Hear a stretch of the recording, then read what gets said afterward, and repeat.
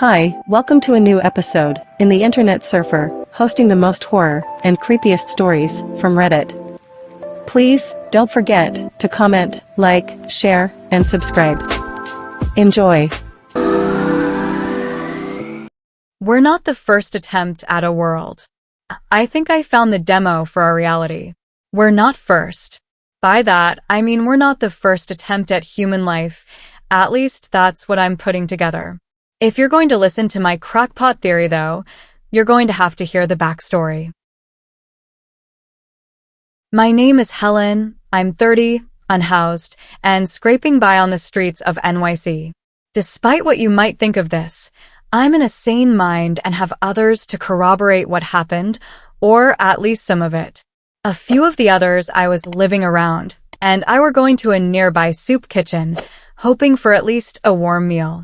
I don't think I've eaten real food and not just scraps in 3 days at this point, but that's the least of my concerns after this morning.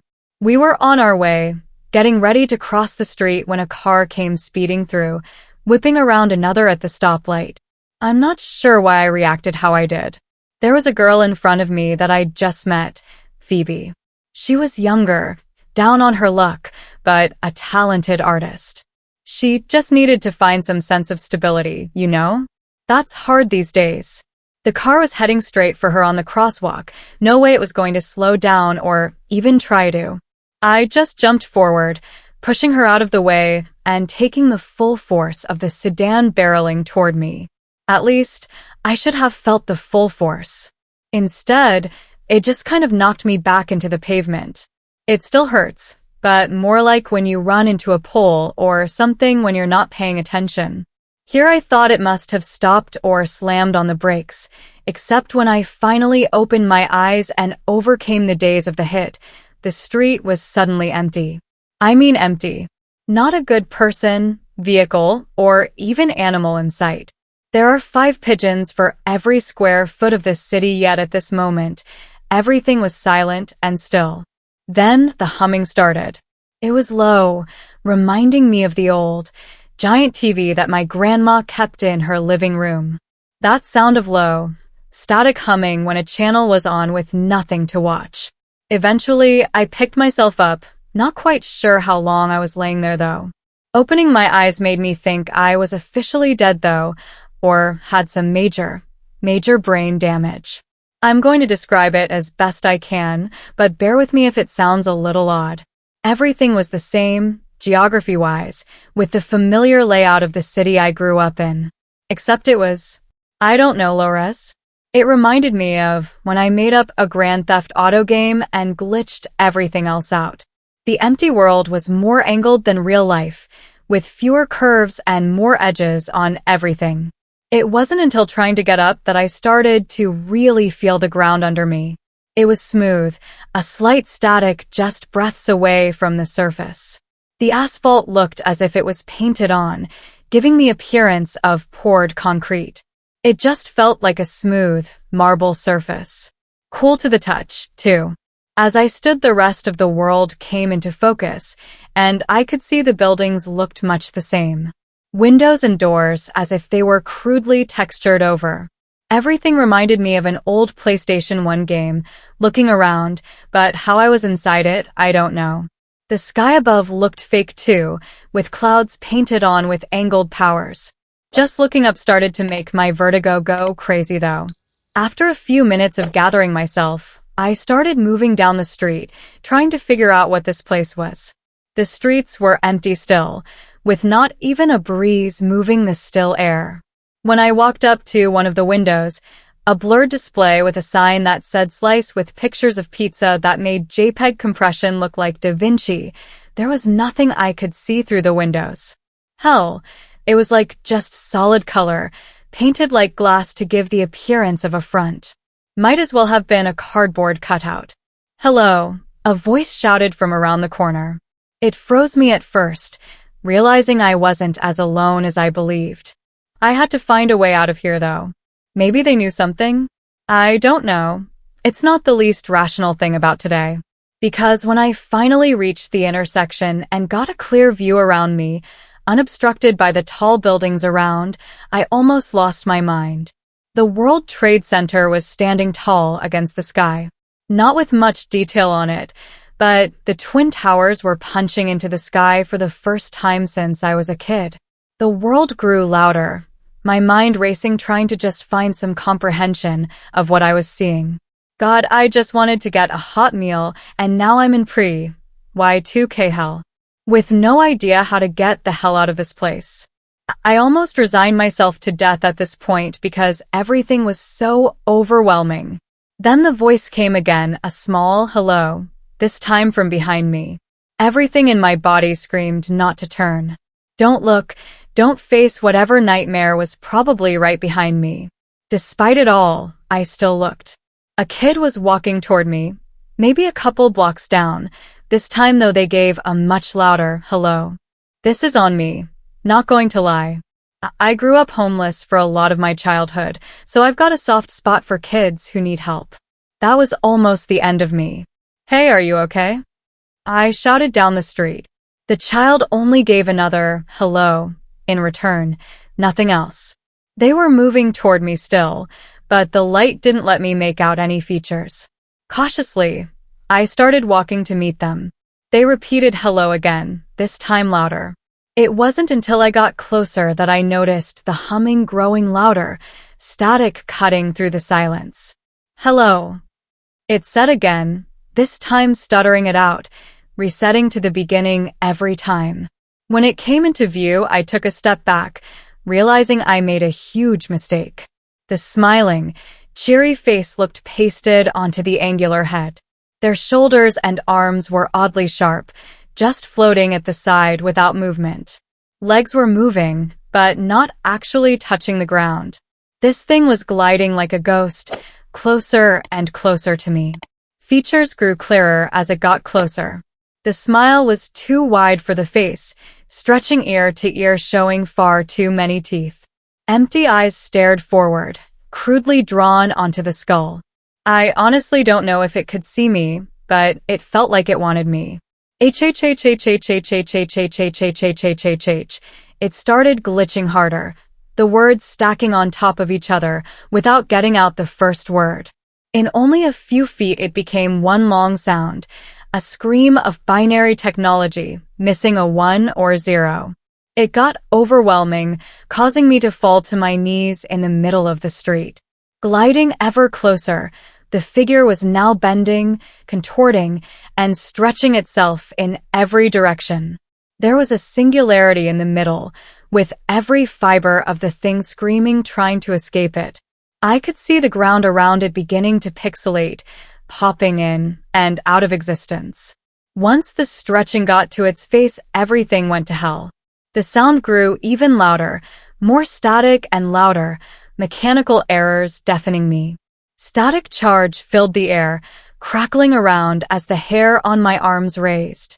I was being electrified, growing more intense as the glitch grew closer. It wasn't like being tossed yet, but God, I could feel it ramping up. Pretty sure I started screaming, which may have been what saved me. Whatever God there was in this digital prison must have taken pity on me. I felt something grab me by my shirt collar, stretching the fabric as it did. That was it. I thought I was going to die. This thing was trying to eat me, and I would die here, forgotten on the streets just like in the real world. You can stop screaming now, a voice said, pulling me along the road toward one of the storefronts. The contorted glitch of a person was still following behind us, but at a much slower pace now. Looking up, there was a person in a sloth mask pulling me by my shirt collar. Anyway, bye. Try not to come back. Without a second thought, he threw me into one of the painted doorways with ridiculous strength. Bracing myself for the impact of a wall, I instead stumbled out, the heat of the city streets hitting me like an inferno. People were bustling around, bumping into me and going about their day. I was back in the real world, just down the street from where I was when everything started.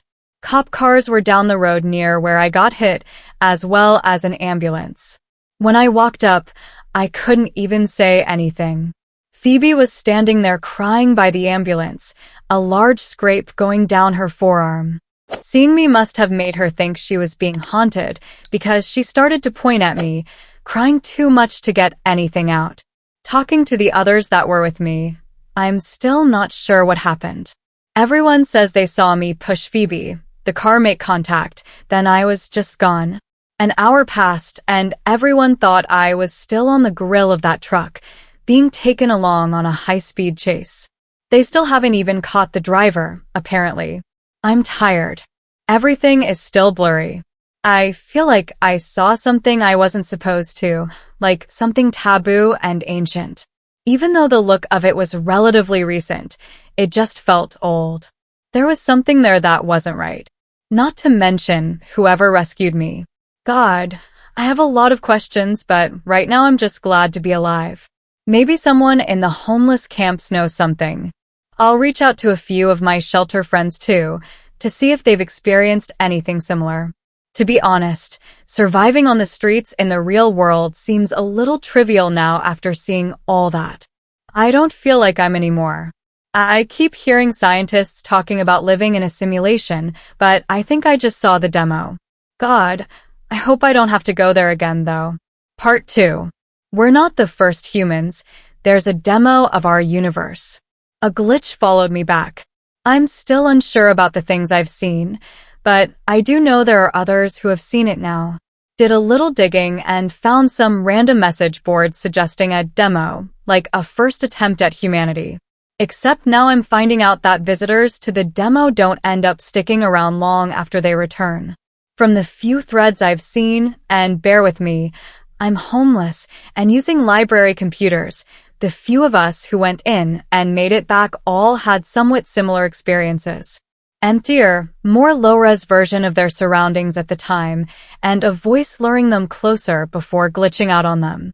Most ran, and everyone assumes there were plenty more people who didn't get away, but everyone who found a way out says it was by complete accident. No mention of anyone in a mask, sloth, or otherwise. I appeared to be an isolated incident. There wasn't even a common theme in how they got there in the first place. Things were seemingly at random, whether it was just a random doorway while urban exploring or just being in the wrong place at the wrong time. One person described their experience just falling through the floor one day, emerging in the demo version of their school. I couldn't find any correlation, even among the small handful of people who had shared their stories. I just found out one thing that's consistent between all of us, though, and I'm not sure how much time I'm going to have left. The glitch followed me. Others mentioned some strange happenings, seeing glitches in real life, technology acting strange, and a feeling that there was something watching them, waiting.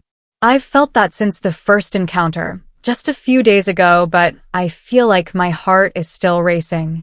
Mechanical, constant screams echo in my head, static building on my skin like wearing a fleece coat fresh from a dryer. Except not comforting at all, leaving me with cold sweats. I stayed in the library overnight to avoid the rain and damp outside. I hadn't been myself the past couple of days, pushing everyone away who tried to check on me.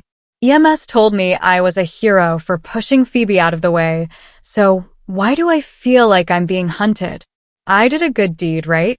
That deserves some sort of reward, you would think, not a curse. Everything settled in the library around midnight or so, with workers, librarians, and janitors finishing their duties.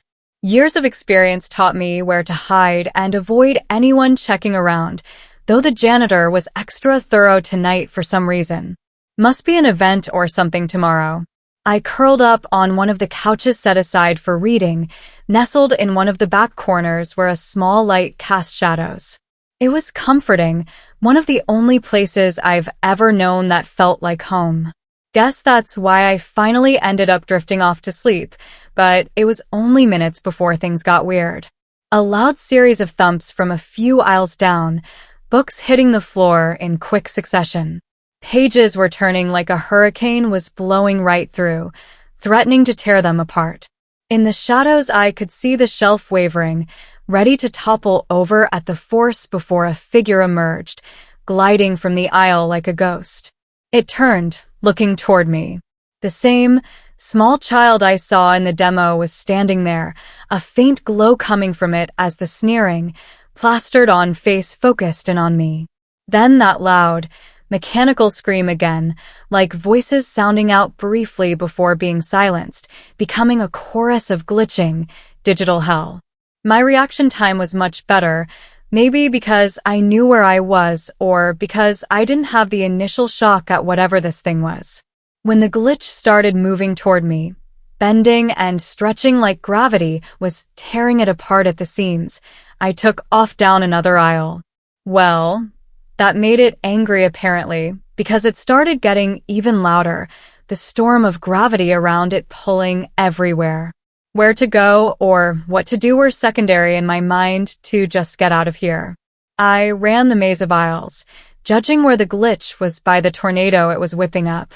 Whoever came in there to clean in the morning was probably upset, but when I came back this afternoon, everything was in place. Whether it was the work of all the employees or another bit of the demo's fuckery, I have no idea. I'm ahead of things again, sorry. At some point it occurred to me that this thing wasn't just going to go away. It meant I was going to be out on the streets in the rain, but it was better than what the glitch might do to me. I still don't know what it would do, and to be honest, I'm not keen on finding out. Took me a second to look around, figure out where I was, and make a break for the doors. The adrenaline is what I'm blaming for this one, because it totally escaped my mind that the doors are locked. Not my smartest moment, I know, but something worked out for me anyway. I dashed through the detectors that kept the doors separate from the rest of the library, hitting the doors themselves hard. I was still bruised from that truck hitting me, so hitting the metal push bars was incredibly unpleasant to put it lightly. I was scrambling once I realized they were locked, and the glitch was screaming like a dial-up modem in a blender behind me. It was almost on me, and I still couldn't get the top deadbolt undone, my hands slippery with sweat while trying to pull the old, rusting lock out. The glitch charged at me then, mouth wide in a smile that looked like it was going to chomp down on me. It hit the detectors set up to prevent weapons from being brought in, suddenly compressing down to a small singularity as the parts of it stretching in every direction were absorbed, infinitely folding itself into oblivion before it could pass through the other side. Wasn't stopping me from getting the hell out of here, though. I finally fumbled the deadbolt open and burst through the doors faster than the devil running from a church. I ran maybe 4 blocks before I finally stopped to catch my breath, a few other pedestrians on the street giving me an odd look. Found an alley to curl up and that was somewhat dry. It wasn't easy to fall asleep, though, with me on constant high alert thinking it could appear again at any point. Not to mention my mind running marathons trying to figure out what made it disappear. I'm hoping I can figure it out to keep myself alive, at least. God, I've been just surviving for so long that I kind of forgot what it feels like to be relieved to be alive. Thinking about it, writing it all out now, when it hit the metal detectors, it was almost instantly done for. Whether it killed it or just sent it back to the demo is a whole other thing entirely, but there's something there. Oh no. Magnets. Why didn't that click earlier? They're digital. Everything looked like it was from old, digital media discs. I still remember when my dad got mad at me as a kid and decided a punishment was taking my copy of Final Fantasy VII to a refrigerator magnet. Still never got to the final disc after all this time, but I guess he got karma since he died a few weeks later. Maybe you shouldn't have drunk and driven, Robert. Sorry, little trauma dumping. I ended up falling asleep in the alley until about noon when it became too uncomfortable. The sun was hitting the trash back there just right to really bake some old dairy. Made my way back to the library instead to scour the internet more, maybe find some answers, and write all this up. I think I need to find the sloth. He wasn't a part of that world, with much more clearly human features even just by his build. Until then, I'm going to see if I can swipe a few magnets from the library desk. If anything, I might be able to find the stuff to make a small electromagnet. Maybe I can find something lying around the trash. Until then, I'm not sleeping here, so guess it's back out on the street along with all the other American strays. Part 3. It's been a rough day. I mean rough. Let's dive in. I found Sloth. It wasn't how I would have wanted to do it, though. Instead, things went a little rough. I found my way back to the demo. Or at least the demo found its way back to me. Let's see, so things were chill the rest of the day after I made the last update. I swiped some magnets from the desk at the library and tied them around a small bar I found in an alley. That way, if the glitch managed to come back for me, I had it ready to go, giving it a good whack and taking it out. If only the plans went right. I don't know where it came from or how it just found me, but I was trying to sleep in an alleyway last night. Figured I would be safe there. Not much tech around to worry about anything. I have a stupid theory it came out of the computers at the library, but I have no idea if that's how it works. Feels like I had just drifted off, sleep finally overtaking me despite trying to stay alert. The sounds of the city around me were loud, but I've been able to tune them out for years. Maybe that's why I didn't notice it at first. The sudden static, a hum beginning quietly before roaring to a constant, crashing crescendo of chaos. That was around when I woke up, seeing the glitch standing at the end of the alleyway as I sprung up from the makeshift bed of garbage I was sleeping on. I barely had time to grab the magnet pipe before it was on me, faster than it had moved before. Closing my eyes, I gave the hardest swing I could toward it, hoping it was enough. The magnet stopped it momentarily, the singularity coming to a complete standstill. The parts bending out from it began to shrink in again, once more folding in on itself. If it managed to grab me, or if it was just the force of it disappearing, somehow it took me along, screaming for my life. My eyes weren't closed, but all I could see for a moment was darkness, before dropping into a blinding white light. When it finally faded, I could see I was in the alleyway, stripped of any of the clutter. Walls looked painted on, with fire escapes were simply drawn on top of them without structure. For a minute, I was losing my mind, wondering how in the hell I got back here again. Then the glitch started screaming again. Louder this time. Glitch was obviously feeling some hurt from the magnet, but at this point, it was starting to become something different. The painted-on face stayed the same, grinning malevolently with empty white eyes, wide open to see everything. The body was bending and morphing more, though. I was barely able to catch myself before the magnet pipe was torn from my hands, hitting a wall. When it impacted, the magnets left pixelation briefly before it was covered by the texture again, briefly popping out of existence first. The only option I had was to make a break for it and hope for the best. Ducking around the glitch, heart pounding, I ran out of the alleyway into the street, hoping to whatever God made this place that the layout was still the same as the city I knew. Made the classic mistake while I was running and looked behind me to see if it was following. Yes, stupid me. It wasn't the same glitch that had been hunting me. This thing had evolved, the bending limbs stretching out into dozens of legs as it crawled toward me on all of them. Arms were long, propping the torso up like some centaur, face now glitching in and out, changing faces and voices as the hello grew louder and more frantic. Thankfully, despite the appearance of it just gliding along, it must not have been used to the new movement style. Either that or it just got a major downgrade on speed in return for becoming a nightmare. By the time I got a few blocks down, I was out of breath. I could hear the glitch far behind me, but wasn't sure where it was. The one thing I was sure of was I knew this part of town much better. Wall Street, where all the rich people live, and we on the street pick up the scraps. I've done a lot of pickpocketing here, even more time just begging for scraps, hoping people would take pity on a woman. Except the people here didn't have any pity, only greed. I got spit on and propositioned more times than I ever got a cent. While I was catching my breath, I took in my surroundings, seeing everything familiar as if it hadn't quite loaded in yet. Most of the buildings were still the same, though many had different, more outdated signs. A banner on one of the bank doors caught my eye, huge letters with fireworks all around in celebration. Happy New Year. See you next century. Memories snapped back into place for me, suddenly, clearly, with a force that would put that truck the other day to shame. I still remember begging out here that night. Dad kicked me out again, not for the first time. A 7-year-old out on the streets alone, I did what I could to try and eat. Always heard that Wall Street was where anyone could make money, so I made my way there thinking I could earn a few dollars for a Happy Meal or something. I was 7, cut me some slack. I learned how things worked fast after that. It was raining. New Year's Eve 1999.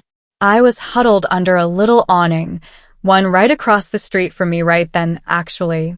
I remember a man walking up, showing the first hint of kindness I had seen in the 7 hours I had been there. That same banner that was blurry and pasted on in the demo was right there. Are you alone, son? Those were the first words he asked me. When I nodded, all he said was, well, I could buy you some food if you'd like to play. I was hungry, but even 7-year-old me had alarm bells. I ran as fast as I could, though I don't think he even tried to follow me. He was older, balding, and wearing a freshly pressed suit. Considering the cigar stink radiating off him, I'm assuming he wasn't much of a runner. Sorry, still dealing with a lot of these memories coming back. I've been running from stuff for a long time now. My mom died when I was still a baby. Dad apparently realized early on that I wasn't going to be the pro athlete son he always wanted.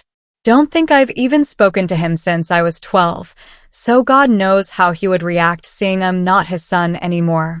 Hell, as far as he's concerned, I probably never was anyway. The glitch roaring jerked me back to my senses, getting closer at a much faster rate than when I had left it. I looked back and realized why. It was growing larger. The number of legs filled the entire street now, with faces changing even faster on its head. The same, terrifying smile was always there, but the teeth and inside kept changing, taking on different textures and colors, from sharp teeth to just a blue void. The eyes remained solid white, while the entire skull kept stretching and growing, enlarging the pasted-on face so it looked even more grotesque. It was close. Closer than I wanted it to be. I don't know when I started screaming, but at least I was trying to find somewhere to get away. The doorway of a bank nearby caught my eye, appearing different than the others, almost completely white. I swear it wasn't that way a few minutes before, but I was also having a bad flashback, so my mind is messy. I swear I ran faster than I ever had, going for the door with every fiber of energy I had left in me. When I tell you I was nowhere near prepared for what was next, I mean it. I thought my life was about to end here, forgotten. Nobody in the real world would care anyway. I was a stray, one of millions of Americans living on the bottom just scraping by. Not a single person would go looking for me. I hit the doorway with all my might, hoping to bust the door open. Instead, it busted me. I was knocked back hard, thrown across the street right on my ass. A little luck had my back, though, sort of. At least the pavement wasn't pavement, just a slick sheet of hard static with the look of a paved street painted on. I slid across, over the painted curb, and into the wall. I was a little dazed after that. Hurt. I think I may have hit my head at one point. When I opened my eyes, though, the glitch was screaming closer, ready to bear down on me. Everything hurt, and I tried to force myself up to run, but the strength just wasn't there. I was so dizzy I could barely tell up from down. I don't know what bounced me, but it hit me hard enough to completely kick my brain for a good minute. Over the screaming, I heard another voice, this time a little familiar. What in the hell are you doing here? Didn't I throw you back on, like, Monday? Wasn't it Monday? The sloth was walking up, quickly slipping the mask down over his head while looking at another figure standing alongside him. This one was tall, lean but muscled, dressed in all black with a raven mask over his face. How should I know? Who is this? The raven asked Sloth, gesticulating a hand toward me. I thought living people couldn't get in here.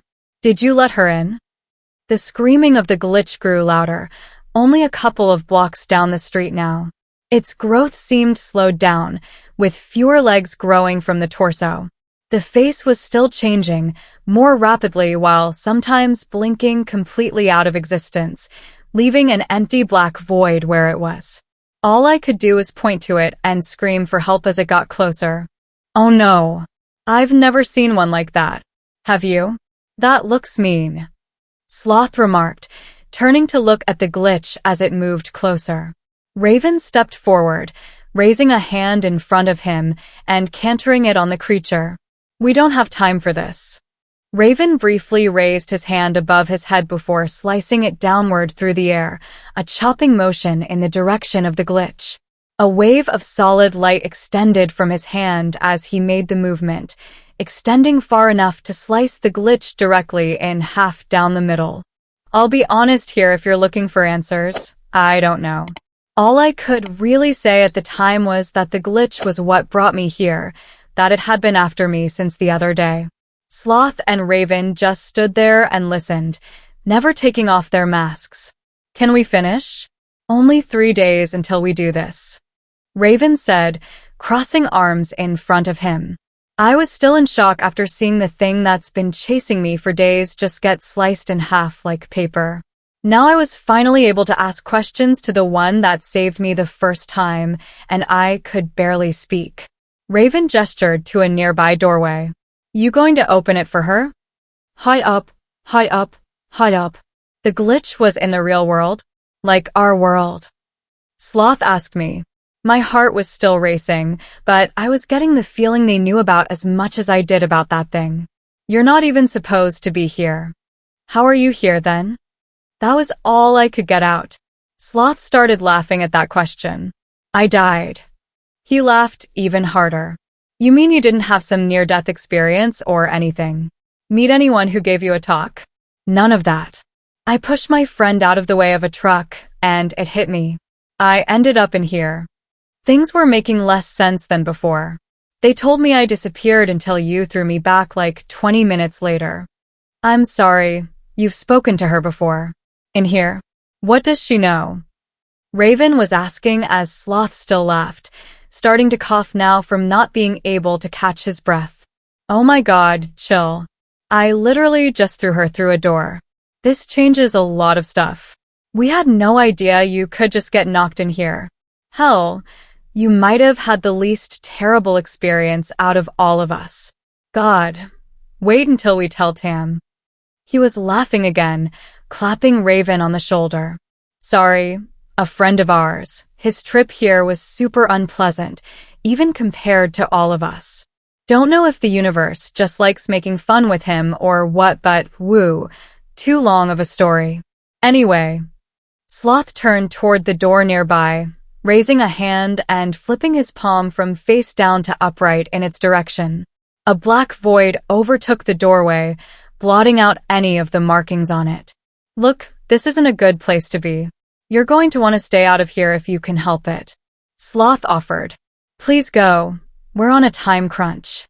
Raven said. Even through the mask, I could feel his eyes rolling as he spoke. I was hesitant to walk toward the door, trying to gauge if it was okay to go through or not. Sloth waved me along, telling me to get out of there before more glitches showed up. I closed my eyes, stepping through the doorway and out into the dark street, the sun barely starting to break over the horizon. Weird as it sounds, I haven't had any of those dread feelings since I got back. Maybe they really were able to get rid of the glitch. At least I hope they were. Things are still weird, hard not to be that way when you're living on the streets. I still don't know who they were, but I'm keeping my eyes out for anything that seems out of the ordinary. Might be back on the street, but we'll make it through. I can feel a change in the air, and I've learned to trust my gut after living so long as a stray. Thanks for watching. Please comment, like, share and subscribe. The Internet Surfer on YouTube for more horror and scary stories.